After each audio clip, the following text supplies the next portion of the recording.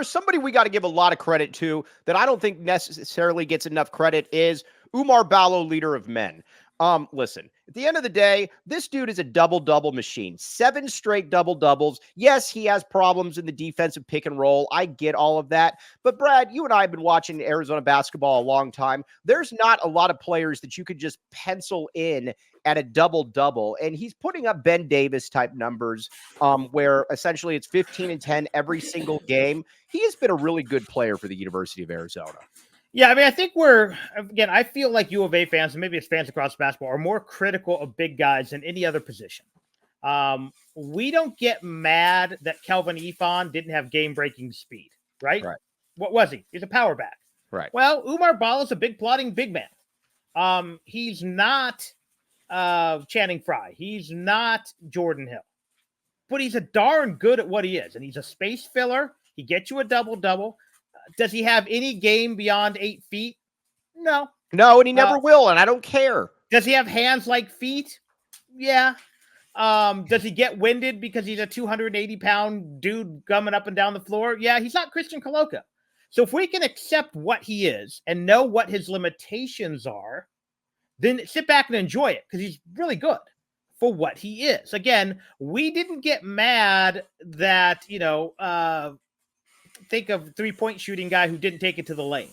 We didn't get mad that Steve Kerr didn't dunk because Steve Kerr can't dunk. Well, Oumar Ballo can't, get up and down the floor like Christian Coloco. But what you need is the last 3-week Oumar Ballo, and that has been more focused, working his butt off, getting those. What do you have? 14 rebounds today. Yeah, that's effort. And again, he might get winded late in those 8-minute stretches. But if he's grabbing boards and boxing out and setting picks, and great. Because right now, as much as I like Krivas is a complete step back off the bench. He's a comparable second big, but he's not a guy you can give 15, 20 minutes. So you get your 25 out of Oumar, go small for 5, put Krivas in for 10, and write down the check, because between the two of them, you're probably going to be 18 points to 18 rebounds. Yeah, and Ben, that's something that I think you look around college basketball, there's not a lot of teams that have somebody that can go for 15 and 10 every single game, and that's exactly what he does. It's weird because I'll look up and I'll be like, man, Oumar's struggling out there, and he's got 22 and 13. Or whatever the case may be. Now, again, you could say that maybe some of those numbers aren't indicative of the impact, and you'd probably be correct. But at the end of the day, his job is still to get rebounds and score, and he does it pretty darn well.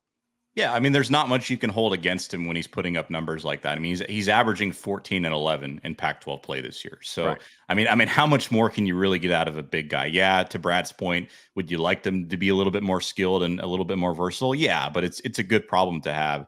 I just think, I mean, you hit the nail on the head there and hinting at it there with impact. And that's the problem, right? Is when Arizona runs into these struggles, right, it's going to come more times than not in the guard spot. And when you're not getting consistent guard play out of, Boswell, out of guys like that, right, that's where you're really running into issues. And I still think Ballo is impactful. He's really good. I think defensively, he presents some challenges against other bigs, and he matches up decently, right? I mean, granted, there are going to be situations where you come to terms with a team that has an athletic forward or a center that's a little bit more versatile. Is he going to struggle in those matchups? Sure, but at the same time, he's that steady rock. He's going to give you your double-digit points. And Arizona, it's no secret, right? They're going to beat teams by scoring a lot of points. That's just the nature of how they play. They like to be fast. They like to play up tempo, and they're going to score in the 80s and the 90s come tournament time. So again, I think he's impactful,